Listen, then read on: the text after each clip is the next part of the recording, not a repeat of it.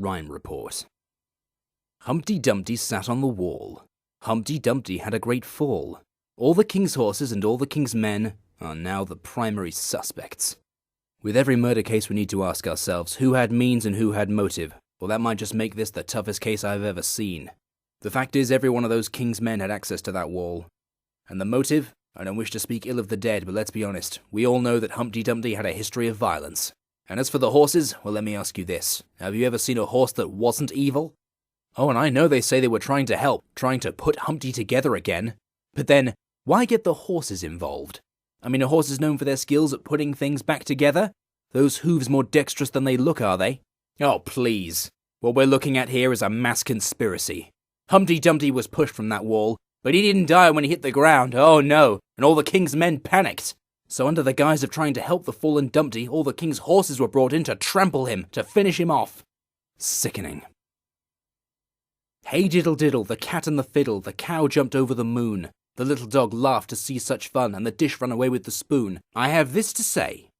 Innocent people don't run. And where was the knife and fork in all this? And we know there were drugs involved. That cow was so high she jumped over the moon. And we all know what over the moon is code for. And don't get me started on the little dog laughing. I mean, when have you ever seen a little dog laughing that wasn't under the influence? Disturbing.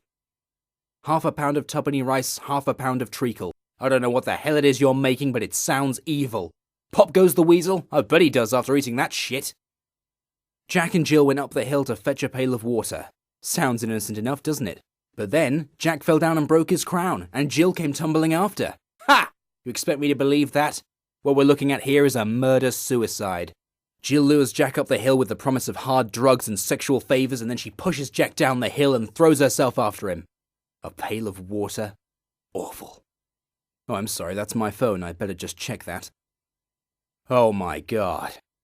24 blackbirds baked into a pie. That's a hate crime if ever I saw one. And then, oh no. When the pie was opened, the birds began to sing. That sick bastard baked them alive in there. And then, oh no. Wasn't it a dainty dish to set before the king? That makes this treason. Is there no end to this sick bastard's depravity? And then, oh no. The maid was in the garden hanging out the clothes when down came a blackbird and pecked off her nose. They've already begun reprisals. I'd better get over there before things get ugly. Even more ugly than that poor maid is now. You be careful out there.